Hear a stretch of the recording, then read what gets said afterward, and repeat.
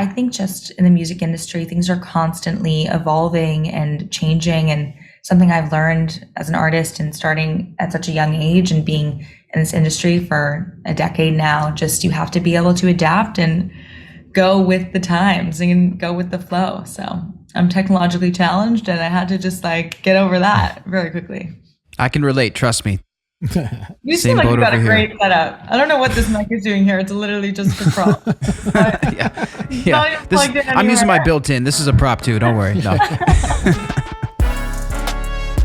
Welcome back to a brand new episode of the Innersleeve Music Podcast. I'm Cassius Morris. Joe Pacheco joining me on the line. What's happening, my friend? Doing good, man. Doing good. Enjoying the beautiful weather, even though today's a bit gray here. But like, I'm not complaining at all because we had like a good more than a week straight of beautiful weather. So happy. It's been a good week over here on the other side of the country as well. Shout out to all of our Canadian viewers and all of our viewers in general here on episode number 119 of the podcast. Special guest today is Elle Winter, the singer. Her latest EP, Yes Please, just came out, and we're going to talk with her all about that.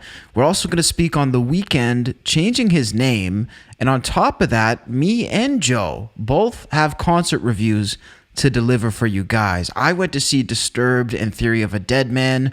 Joe went to see Seal. So two very diverse concert reviews coming at you right away.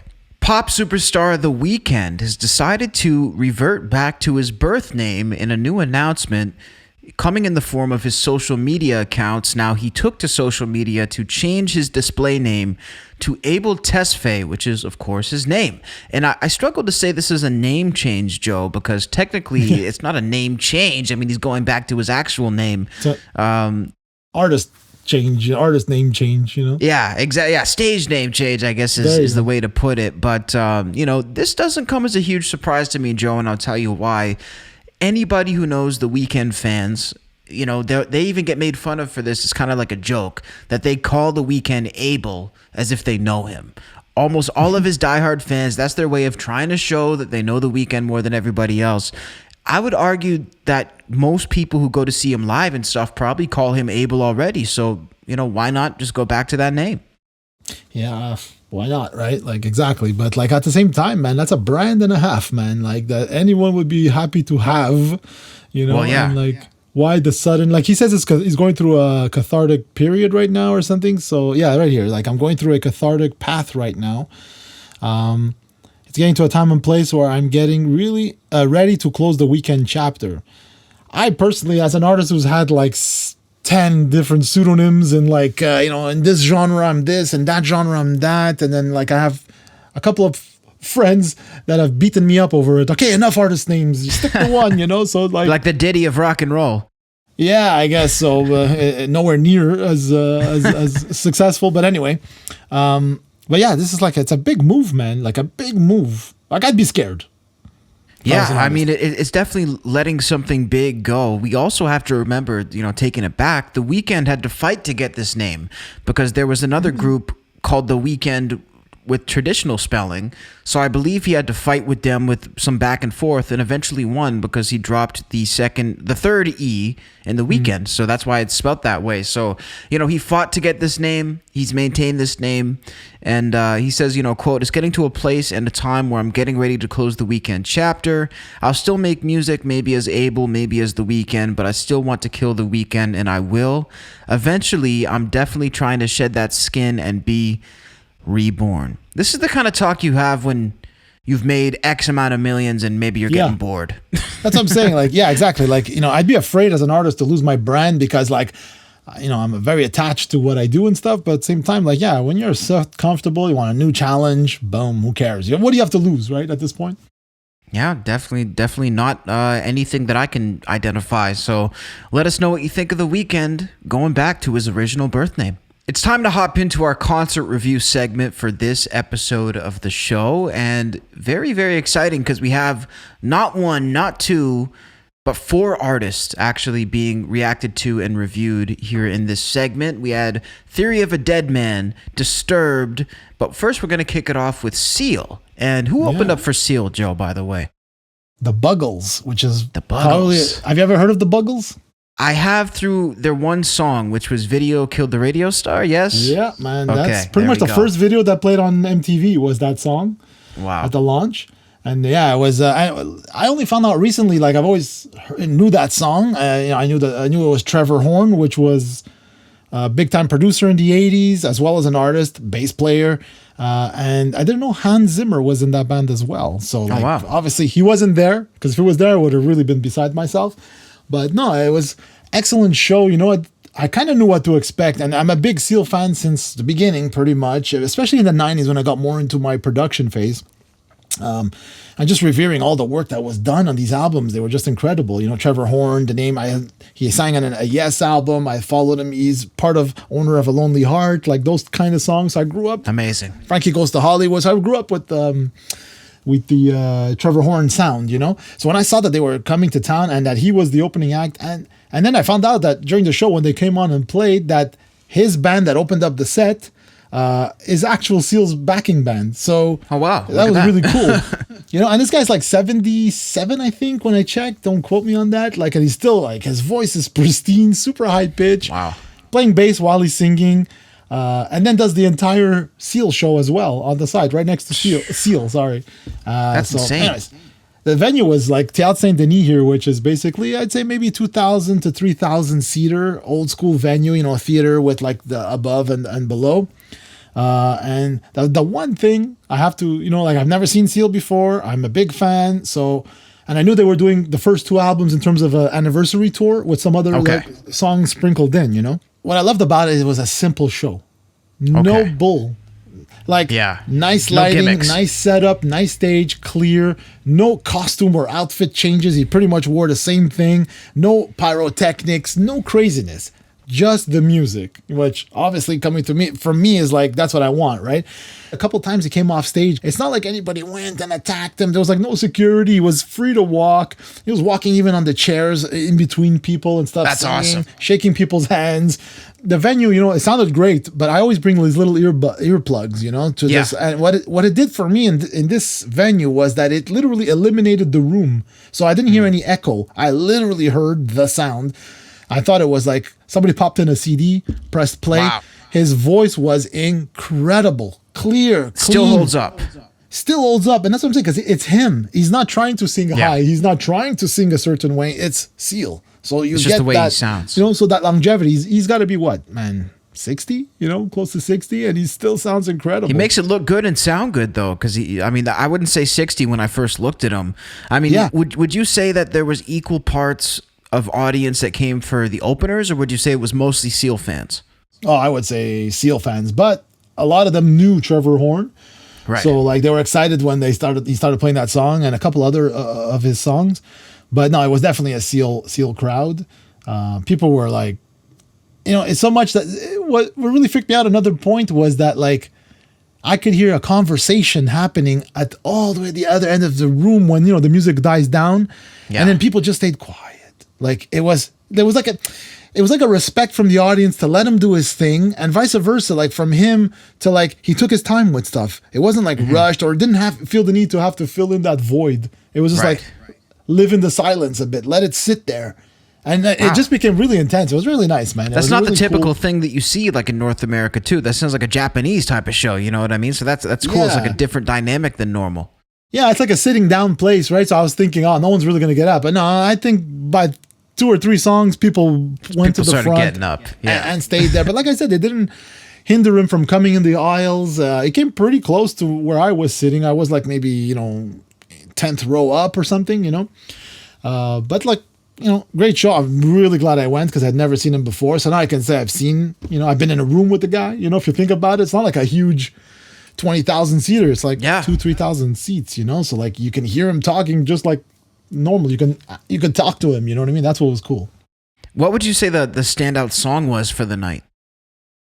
Well, personally, for me, it's Prayer for the Dying. That's like my favorite Seal song. But there was, I think like he only played the hits. Like, so in a sense, like obviously you have Kiss from a Rose, which was like his biggest hit. Huge. But like he started off the show with his first single. I think it was his first single, Crazy. So that gets people going up on their seats. Then there was like Solitary Brother, which was cool because it's like it's like it brings you right back to like 1989, 90, or like 87, like those type of dance sounds and stuff.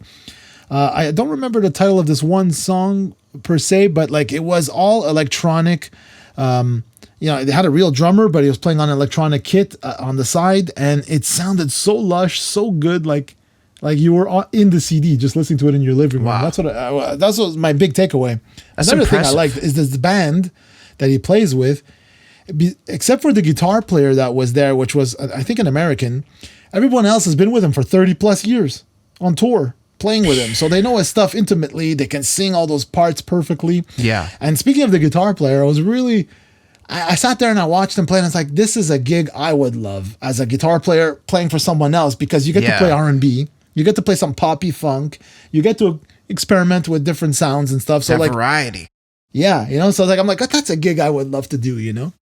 That's incredible, man. It sounds like it's like a family on tour as well. It's not like a revolving door of people, which is typically how it is, especially for solo acts.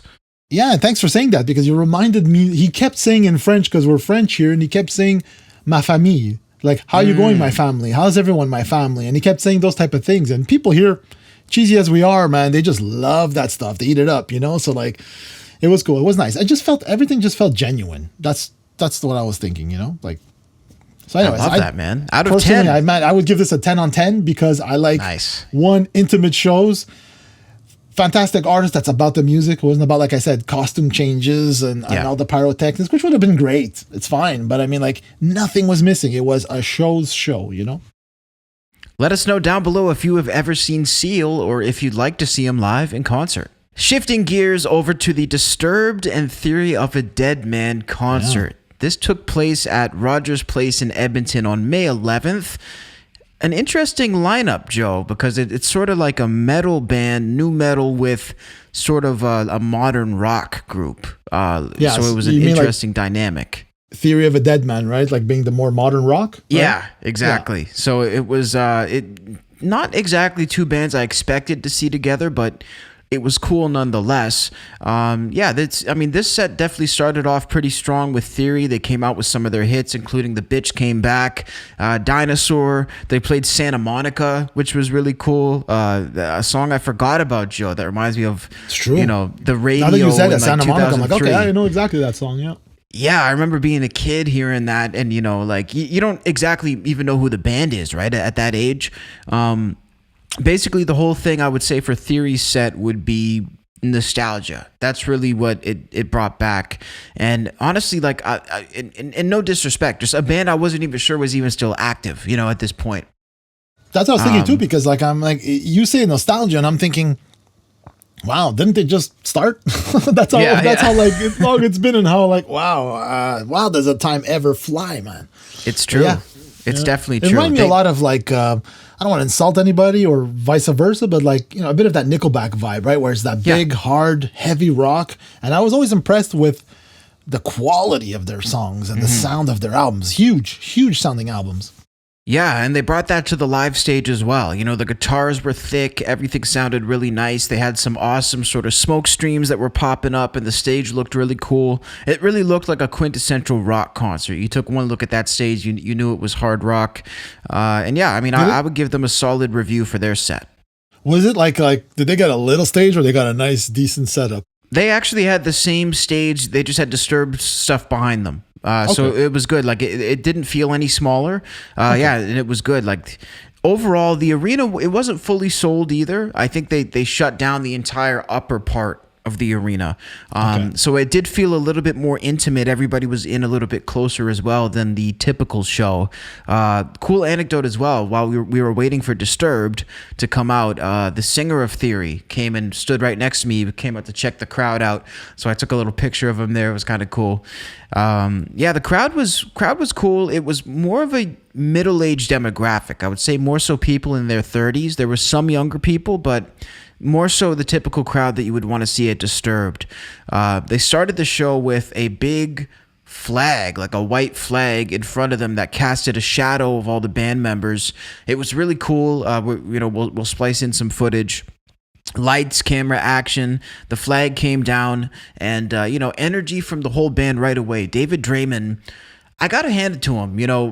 through all of the crazy stuff that he does online and his wild Twitter, escapades, the guy can really sing, and the passion that he radiates for his music and his craft is undeniable. I even got comments on, I posted a little thing on my Instagram. A couple people said, I don't know who that guy is, but he seems so into his music, and, this guy is fired up. And it's true, they bring out tremendous energy. They started the show with a couple different hits, Hey You, Stupefy, and 10,000 Fists in the Air. And look, Disturbed, they have a lot of rallying cry songs, Joe. Like it's a lot of their songs are sing-alongs, so I feel like it was great for the live show audience.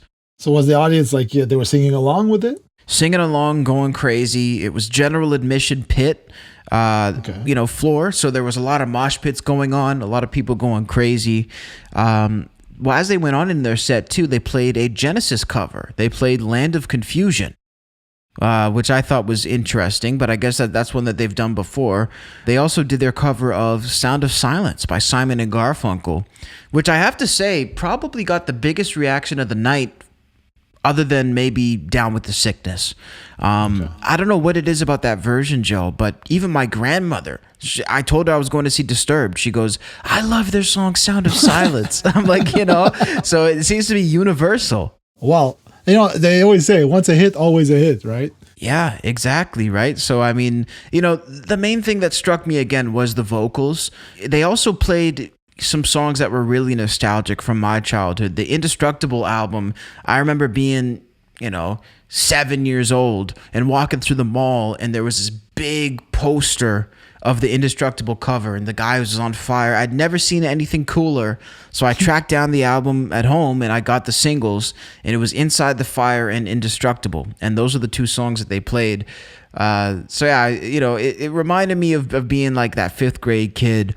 Overall, Joe, I would say that this show was solid. I'm not the biggest Disturbed fan in the world today, but it reminded me of a time when I was, and I would have to ultimately give it an 8. I'll give it a 9 out of 10. I feel like it was a really good show. Very cool. So, like, in terms of, like, would you see them again? I would see them again if I was covering it. Ultimately, I wouldn't go out of my way. I feel like it's definitely a good show for the fans. They were also very intimate. They had a mental health awareness segment, which, the idea behind it, I think, was really, really nice. It was nice to see that. For me personally, I felt that it sort of made the show drag a bit. But again, for anybody who takes time out of their, schedule on their big platform to raise awareness of something important, I appreciate that. But, it was cool. They brought fans on stage. It was a very communal feeling. And, of course, David Draymond, you talked about how Seal addressed the crowd. David Draymond, his catchphrase is, of course, my brothers, my sisters, my blood. So that's what he calls the audience. So, communal feeling for a Disturbed show, 100%. How was it? Like, was there, obviously, because you're in a bigger arena and stuff, so pyrotechnics, that kind of stuff, the usual. Were there any, like, guitar solos and stuff? Well, there was definitely that, but there was no pyro. Really, no. There was the smoke streams for Theory, but no, there was no pyrotechnics. But that's not really what I come to expect from Disturbed. Yeah. So their video screens is what they really focus on. So the video screens had a lot of cool, crazy, wild visuals, and the lights were wild. But yeah, it's mostly just about the music, man. Which, it kind of sounds like the Seal show was similar. Yeah, no, totally, man. It's just, like at this point, at this day and age, if you see a bad show, it's extremely rare, like it's going to sound good. Usually it's going to look good. It depends, but I mean, I haven't had a bad show in ages. Yeah, I mean, we're in the time, especially now. This tour was called the Take Back Your Life tour. People are back and they want to do it big, so they're not going to be compromising on any aspects of the live show. So definitely not disappointed. And let us know in the comments if you've ever seen Disturbed or Theory, and if you'd like to go check them out. Jumping over to the SoundMojo Community tab, of course, this is the spot on our YouTube channel where we post different polls and questions to see what our listeners are listening to music-wise. And here we asked, pick your favorite music-related movie. Our options are A Star is Born, The Sound of Music, La La Land, and School of Rock. Our audience voted 71% for School of Rock, 8 for La La Land, 12 for Sound of Music, and 9 for A Star Is Born. This is my people. I think we found my people, Joe, because School of Rock is the ultimate music movie. I don't care what anybody says. Yeah, I'm surprised that it was like a landslide in that sense, like that School of Rock like literally killed it. I enjoyed that movie when I think I saw it twice back in the day, and like I'll watch anything Jack Black does. Like seriously, like he's just too good. Yeah, he's definitely, he was born for that role. Who would you say is the better role for Jack Black? This one or the Tenacious D? I guess Tenacious D if I had to really pick one, you know. But yeah, I would say Tenacious D. This is the one part in this, like, you know, there's so many memorable moments. But just when he's giving the kids the instruments, and then he asks the girl, "What is it you play?" She goes, "Oh, it's the cello." He goes, "Oh, I have this. It's a bass, except you hold it like this, cello." I love it how he pulls this stuff off, you know. And like the first time I saw Tenacious D was like, I thought he was just joking around, man. Like this is where I grew up with those singers and stuff. And this guy's nailing it. He's amazing. He's so funny. Have you ever seen any of these other movies? Like I know for me, myself personally, The Sound of Music. I mean, I don't know where do you live if you haven't seen The Sound of Music? That's the one I have seen. Being a theater kid, they made sure to show us that. Other than that, though, La La Land I've heard about relentlessly. Actually, A Star Is Born as well. I've heard is very good.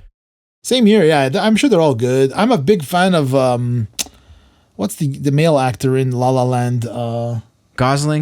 Gosling, yeah. Okay, like that guy. Okay. You know, and the fact that he can sing and dance like that, why not, right? Star is Born. I mean, Lady Gaga is so talented and stuff, but I just never got to see it. I heard the song enough. I'm excited for the Joker with her, where she's going to be singing. That's going to be amazing. So since like School of Rock is won by such a big landslide, I figured let's take the opportunity and make another poll, which stay tuned, it'll come soon in the next couple of days, because like a lot of these were cool suggestions: Crossroads, Singles, Airheads, Pink Floyd, The Wall. That's a good suggestion. I didn't even think of that as a music movie. That's true. So yeah, Purple Rain is another one. So like, yeah, I've created another poll, and subscribe, and so you don't miss out, and it'll definitely be on the next couple of days in our community tab. Here we ask Dimebag Darrell versus Ace Frehley. Our audience picked 64% for Dimebag and 36% for Ace Frehley. I can't say I'm overly surprised, because I feel like the metal purists are always going to have an affinity for Dimebag. 100% agreed. I'm not surprised, maybe by the amount, but then again, you know, it's been a while for Ace, you know. I mean, like, he's still in the press, and I mean, he's a legendary riffster and writer. But yeah, I'm not surprised that Dimebag sort of, you know, kind of took this one. What would you pick on this guy? You know, I love both, but personally, I would pick Ace Frehley. I feel like he has bigger, more recognizable songs. You know, I mean, given he had more time, right? I mean, you know, Dimebag obviously was, you know, cheated of his own life. So maybe if he would have had more years, he would have had bigger songs. But, you know, Ace has written some of the most iconic guitar solos of all time. And, you know, I think it's definitely takes a bigger place in history. Yeah, I would agree with you, man. But like, you know, I personally would have picked Dimebag just because, you know, I knew of Ace Frehley, you know, Detroit Rock City, all those riffs, songs, solos. When I heard Cowboys from Hell, the riff, I was instantly in love. I'm like, wow. Yeah. And then the next album came out there, Vulgar Display, and I was like, even more so. I think he single-handedly saved metal throughout the 90s, and even guitar to a certain point, because 91, 92, guitar started to really just fall off the cliff in terms of guys doing solos. You got a lot of the stuff where, you know, no guitar solos in songs. It was almost like even some of these shredders would be like, you know, made fun of for actually being able to play their instrument and stuff. And then I found like Dimebag, Dream Theater came in for me personally, you know, and like just sort of saved the guitar, and like, you know, and, you know, didn't need radio airplay. I doubt that. Nope. Pantera was getting, you know, MTV for sure. They were getting a lot of play on MTV, but like radio, Dream Theater, Metallica, those type of Pantera, sorry, they weren't getting a lot, but they were blowing up. They were huge. Yeah, it was that real cult following, right? Yeah. You never got to see them, right? No, I mean, hopefully Pantera? This summer I'll see the new version, but that's going to be the closest I'll ever get. Yeah, I mean, Zach is incredible, but yeah, no, like Dime, it's something else, dude. Like I've said this before on the show. I saw him live, and I'm assuming they had downed a bunch of Jack before because that's what their thing, right? Yeah. But I never seen a band play so tight live, So drunk. allegedly. And the stuff he was doing with the guitar, dude, I was just like, man, this guy is just on another planet. Like, incredible. What an incredible player. Yeah, definitely one of the best ever. Yeah, let's move down to some of these comments. Let's see. NYC's Dressed to Kill Kiss tribute tour of 97. Nice. Will not compare. They both had respect for each other. That's the thing. Would you have had a Dime without Ace? Because I think he was a huge Ace fan, right? I mean, according to Dime, you wouldn't have, and he actually, let's not forget, I mean, this is a good point to mention, actually. Dimebag has a tattoo of Ace Frehley he was buried with, and he was buried in a Kiss coffin. So there you go, man. That's definitely something that we need to, Even Ace said that's a little wild to him, though. Yeah, and I think, actually, I didn't know that about the Kiss coffin, but I think he had one of Eddie Van Halen's guitars with him. Yeah, he did. And also Vinnie Paul was also buried in a Kiss casket. So, like, man, these guys are rock royalty, man. Yeah, it's big stuff. Yeah, big stuff for sure. Oregon Coast Beachcomber, Dimebag because talent. Kiss is a joke. Come on, it's not a joke. Come on. We're not hacks. But we'll respect your opinion for sure. Sure. Dennis Pennin. Sorry. All you Dime fans, me too. Remember, he wanted to be Ace Frehley. Yeah. He used to put the spaceman makeup when he was younger. Who didn't, man? Yeah. Dime was a better player, arguably, but I guess technically, yeah, I would say definitely, but like for me, a better player is the guy who writes for the song. And both of these guys wrote appropriately for the songs and for they're the best genres. at their parts, right? Yeah, 100%. Michael's brothers. Dimebag is the better guitar player, or guitarist. Terry Boswell. Ace was good, but he's nowhere close to Dime's class. Ace all the way, David Lee. And back in the New York groove, not sure what that means. That means Ace. Oh, there you go. See, I'm lost. So thank you, Tom Scarbo, for commenting. I remember in like high school, I don't know if it was 7th, 8th grade, one of those, but I liked the first Frehley's Comet, the first solo album. He's got some good solo stuff, man. He's got a couple tracks, like Trouble Walking too is quite a good record if you ever check that out. Yeah. I remember the title, but I don't know if I listened to the album. But I remember like having it on my Walkman back in the day and listening to Frehley's Comet.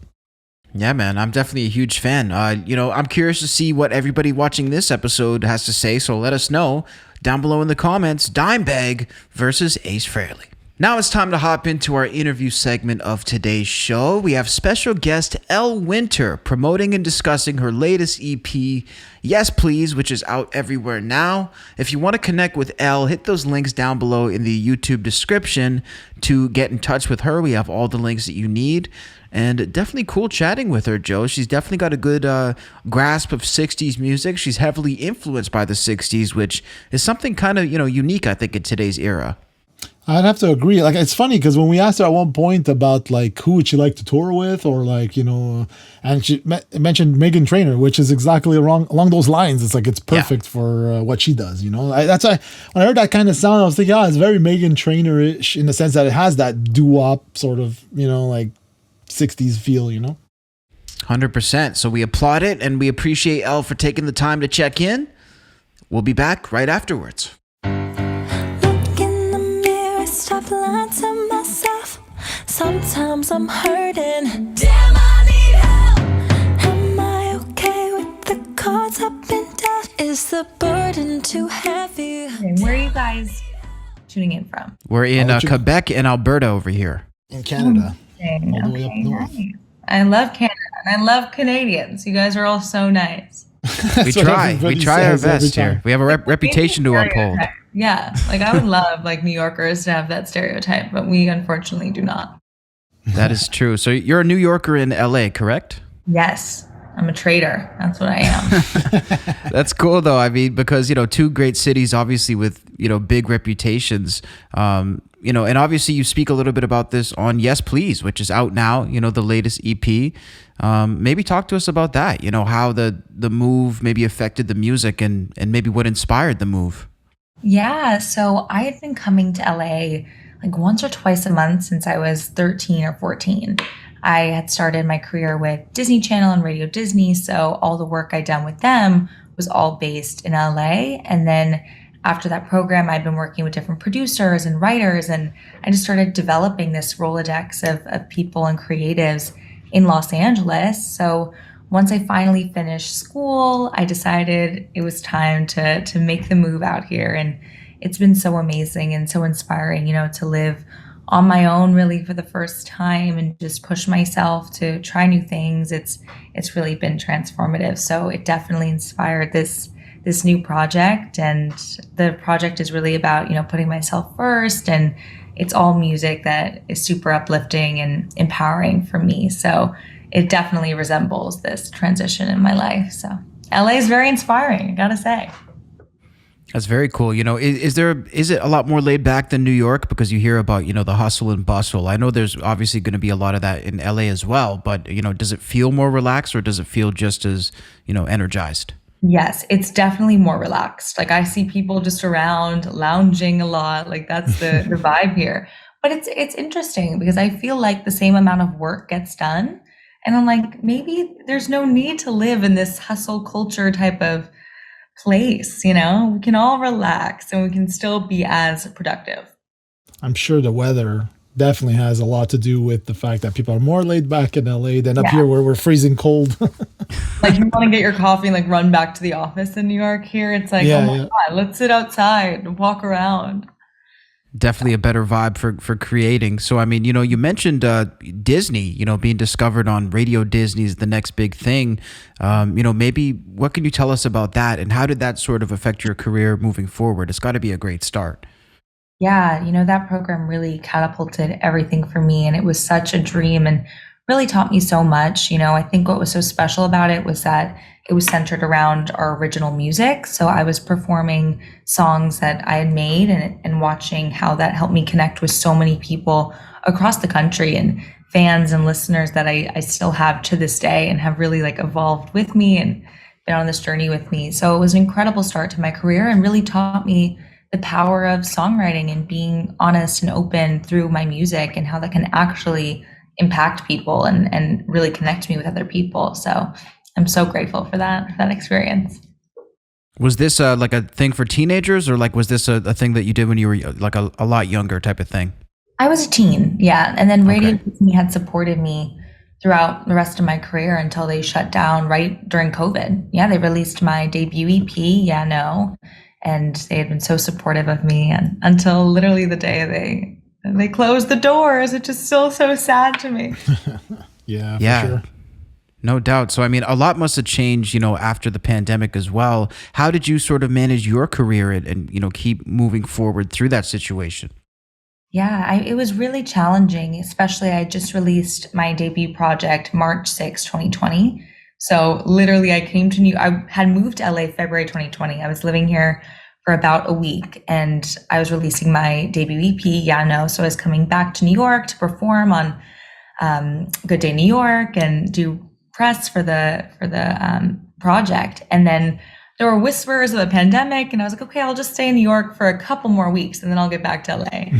A couple weeks turned into 2 years. So yeah, it was definitely a shift. And I think just in the music industry, things are constantly evolving and changing. And something I've learned as an artist and starting at such a young age and being in this industry for a decade now, just you have to be able to adapt and go with the times and go with the flow. So I'm technologically challenged, and I had to just get over that very quickly. I can relate, trust me. You seem like you've got a great setup. I don't know what this mic is doing here. It's literally just a prop. I'm using my built-in. This is a prop too. Don't worry. No. Just a good aesthetic. Yes, please. The only words I want out of your mouth. Say it louder. Yes, please. The more you say it, more I stick around.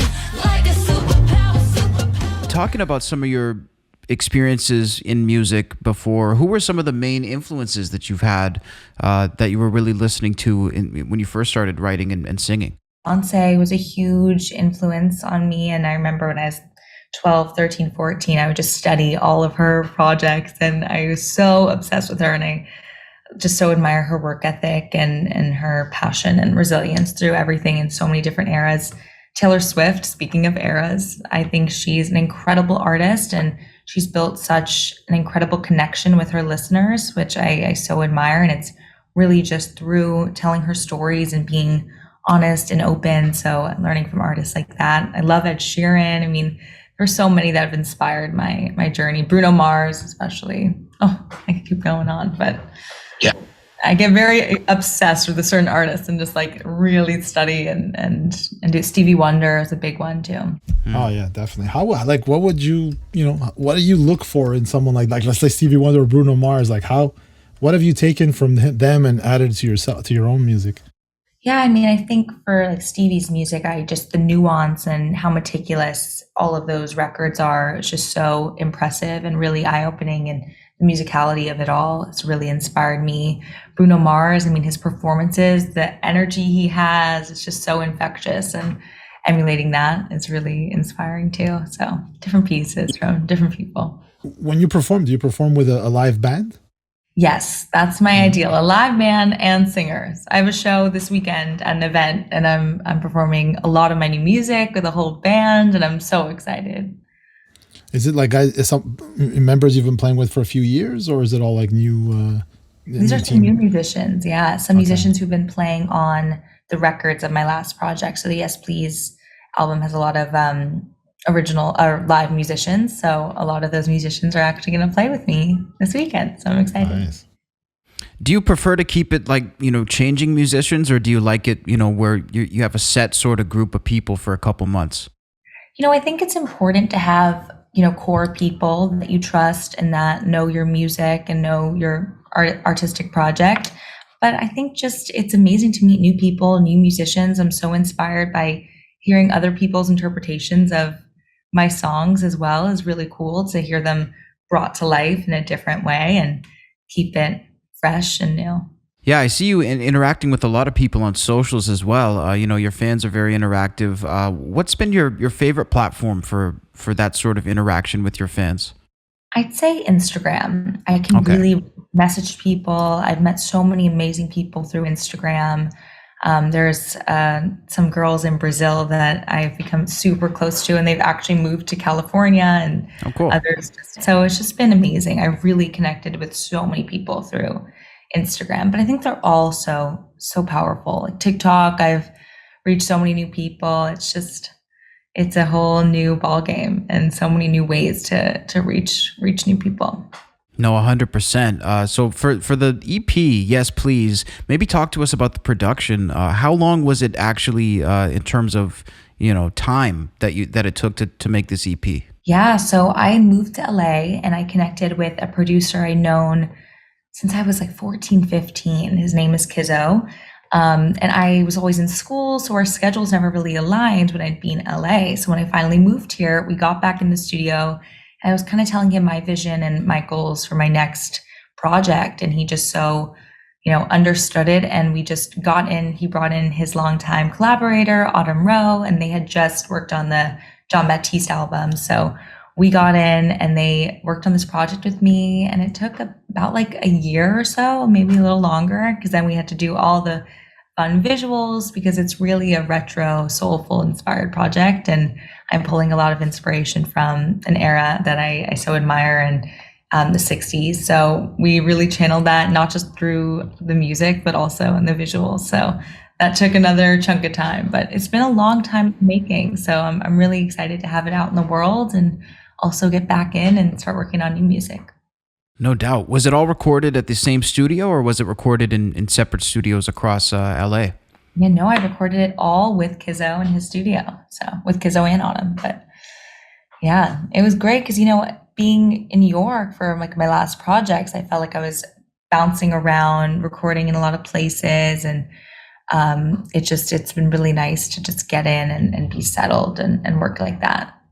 I could go in and record like a line if I wanted, like one line a day or whatever it was, in a way I couldn't really work when I wasn't living here. So it's been amazing. I'm curious to like the songwriting process. How do you approach like writing music? Yeah, I mean, it's really different for every song. Some songs I'll go into the studio with, I'm always writing music outside of the studio, just concepts and poems and things like that. So sometimes I'll come in with a concept and kind of build from there. Or other times we just kind of jam out. And, I love bringing in songs that inspire me and, a different playlist of things I'm listening to. And I'll share that with a producer or whoever. And then just go from there and let like the sonics kind of guide the concept. But other times I bring in a concept and we go from there. Don't blame it on my boyfriend when you're talking to my voicemail, when we're doling on the weekend, and I'm telling you we're just friends. I make up my own mind, and I do it on my own time. Don't blame it on my boyfriend. On a scale, you have like 12. We have 12 tones, so how many songs have been written with those same 12 tones? So like same thing with love and relationship songs. I wonder, like, what do you add like of your own touch that makes it unique to you? Yeah, I mean, I think it's really, we all live our own lives. We all have our own experiences, and you just have to I really challenge myself to tell my stories truthfully and be honest and open. And no one, even though we all kind of experience similar things, everyone has their own kind of interpretation of an experience situation. So that's what's so special about music, is we can connect and we can realize we're really not so different, but it's just interesting to hear someone describe something you've been through in their own words, from their own world, from their own perspective. So I'm sure you've heard a lot of stories from fans that listen to you and how it affects them. Is there anyone particular you can share that really wow, I didn't expect that? Yeah, I mean, I really noticed this with my single Yeah No from my Yeah No EP. I had actually been performing it a few years before I released it.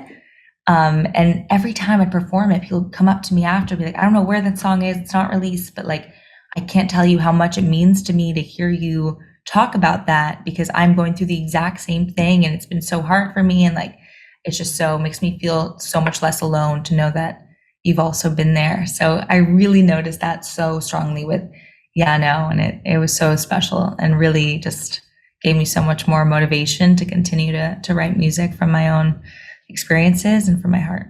And you mentioned how the EP, Yes Please, is, the quote is a love letter to self-empowerment and vulnerability.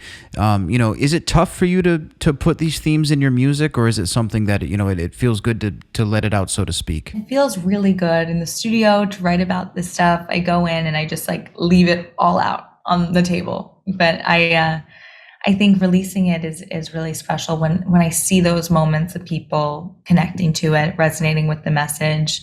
But I've really gone to a place where I'm so open with sharing everything and sharing it through my music for that purpose. So I'm lucky to be at that stage in my artistic growth. Another part of your career was you previously toured with Chloe and Halle Bailey. Was just curious about that experience, that tour, and how did that impact your growth as an artist? I'm wondering. Yeah, so that was through Radio Disney's Next Big Thing, and that was incredible because that was the first time I really had been performing, and see how that can bring me closer to so many people across the country. So that was so special. I learned so much from that experience, and I had the best time. When you go on tour, what's the main thing that they sort of showed you to keep in performance shape voice-wise? Was it certain warm-ups that you had to do, or I know certain people have certain teas and things that they like to mix. Mm-hmm. I got all the tips and tricks. All the tips and tricks. You really just can't talk. It's the talking that gets you. Okay. If you're talking over loud music after the show, before the show, whatever it is, you got to be careful. I think sleep is really important for me, especially the other tours I've been on. If I'm a little tired, my voice gives out. So I got to be rested. Manuka honey is a great tip. There we go. If you have laryngitis or something, you need to get Manuka honey. It's magic. Once I lost my voice, I had a big show, and this woman told me, try Manuka honey. I had 1 teaspoon of it. Voice is back. Wow. Artists, take notes. This is the tips that you guys need here. I swear. Throat coat tea is good too. Okay, there you go. So all the different tips. Yeah, I mean, it can definitely be something that you have to watch, right? Because it's easy to slip, your voice just like that. How about, stage fright and things along that nature? Is that something that you experience at all, or do you just love to perform and you can't wait to get out there? I don't really experience that. I'm very lucky. And usually if I do feel a little nerves, they just totally disappear the second I start singing, because I just feel so at home, like at peace when I'm doing that. There's nothing I love more than performing. So it really like all disappears. If you could be a little riled up before or speaking, sometimes can be nerve-wracking, but when I'm singing my own music and things I know that are so true to me, I don't feel any type of nerve. What artist would you like to perform with or tour with? I would love to perform with Meghan Trainor or tour with her. I love her music. I love her energy. She's an amazing personality, amazing songs. Bruno Mars, of course. I mean, that would be like the most fun show ever. I can't even imagine. Like that Super Bowl show with him, Beyonce, Chris Martin, like that's the best time of anyone's life. That was definitely a big one. So, in terms of obviously here at Watch Mojo, our main thing that we're known for is our top 10 lists. And we do have a list that we had selected here to see if you could guess the top 3 entries.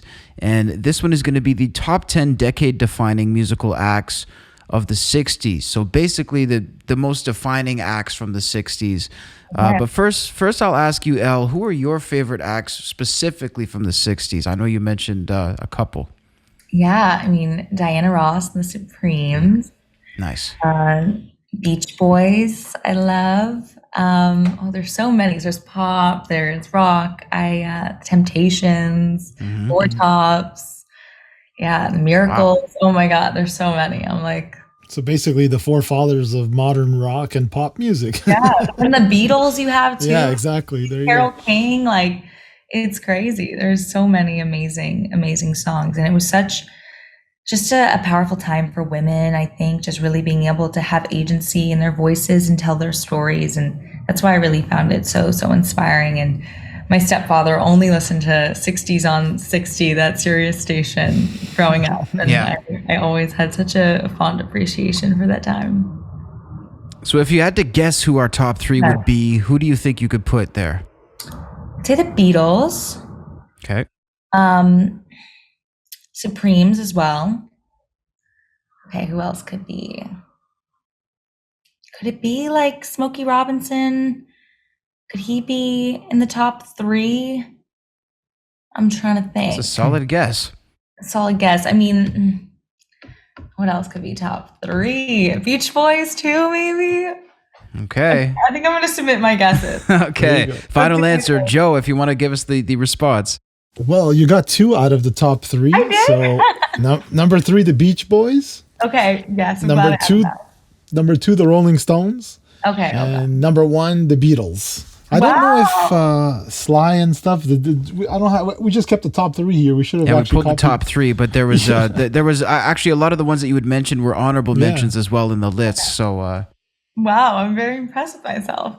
You got it. I think that's one of the highest ratios we've had, Joe, because usually people don't even get one. So definitely solid.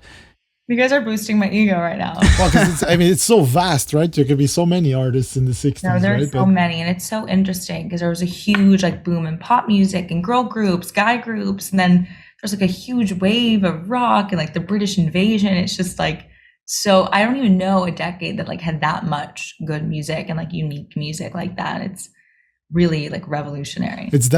I would say revolutionary is a good word because so much change was happening at those days, right? Whereas and where more I grew up in the 80s, so it's the 80s and 90s, stuff is more established. Whereas back then it was a lot of change. Yeah. Yeah, and I think it's interesting always how all these art songs, singing each other's songs, sometimes a Beatles version of a Supreme song or something like that. And it's just oh, who did that song first? Or there are a bunch of rock versions of Motown songs. And it's just so interesting how everything was so connected. All these genres were breaking boundaries. Genre bending, yeah. Do you still discover, are there still 70s, 60s artists that you'd still discover today that you're wow, I never heard this?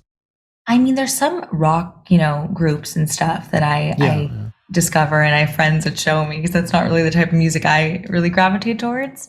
But it was really special actually on this project. I guess it was a year and a half ago now. I had met a huge songwriter from the 60s. His name's Jeff Berry, and he wrote River Deep, Mountain High, Sugar Sugar. I mean, Be My Baby, The Ronette. And he started coming to the studio with me, Kizzo, and Autumn, and he wrote a few songs with us. And that was amazing. Really incredible because, I was so inspired by that time period for this project. And then to coincidentally meet him, to spark this type of relationship with him, that he actually came to the studio was crazy and so surreal. He's an incredible talent, and he still has so much passion for the craft, even now after all these years. Yeah. Wow. Talk about a long-lasting career. That's unbelievable. He's 84. Oh wow. Wow. He's 84. That's incredible. Well, see, that's the thing though. If you do something you love, it's like it'll keep you going. It seems to be the case. Elle, we really appreciate your time. Of course, the EP Yes Please is out now. Is there anything else you can, give us some insight on when it comes to what's coming next in your career or what fans can expect from you? Yeah, I'm working on new music literally every day right now, and I'm so excited to share more with all of you, and thank you for being on this journey with me. Awesome, Elle. Thank you so much. We appreciate it. Thank you for having me. This is so fun. Look in the mirror, stop lying to myself. Sometimes I'm hurting. Damn, I need help. Am I okay with the cards I've been dealt? Is the burden too heavy? Huge shout out to Elle Winter for joining us on episode number 119 of the Innersleeve Music Podcast. Like we said, a well-rounded music artist, Joe. She's out in Los Angeles. She was originally from New York. Cool hearing about the differences in those two hubs as well, because obviously there's many differences, but figuring out what they are, from creative to creative can be difficult. So it's cool to talk to someone who has a grasp on that. Yeah, I like the fact that she seems like she just knows what she wants and where she's going to go, right? And wants to go, and again, it's just a matter of time, right? That's what it seems like, So I always appreciate that artists that really they know, bam, this is what I want. This is what I want to do. It just simplifies so many things because, artists, we tend, like myself, I'm talking about myself when I say artists, tend to get in our own way, and overthink things and whatever. And, every time we asked her a question, it was like, all right, that's it. And like, wow, cool, Yeah, it's good to hear somebody who definitely has their career mapped out and puts that level of thought into it. And of course, we encourage all of our independent artists out there watching this to take that path, and we're always here to support you guys on that path. So get in touch with us at SoundMojo on all social media. We'll definitely respond, reply to all your comments, come drop us a line and say hello. Also hit that subscribe button on youtube.com/SoundMojo community tab. We have polls, different posts every single day. So make sure to come and participate. We definitely want to hear what you guys are watching, what you guys are listening to, and all of your favorite content. Also make sure to, it's a little cut. I forgot what I was going to say. Make sure to what? Also, make sure to check us out on our audio platforms. That's Apple Podcasts, Spotify, and make sure to leave us a rating or review letting us know what you think of the show. We definitely hope you're enjoying it. 5 stars never hurt, and we'll definitely make sure to get in touch with any comments that we see. Thanks so much for checking into this brand new episode of the Innersleeve Music Podcast. We'll catch you guys next time.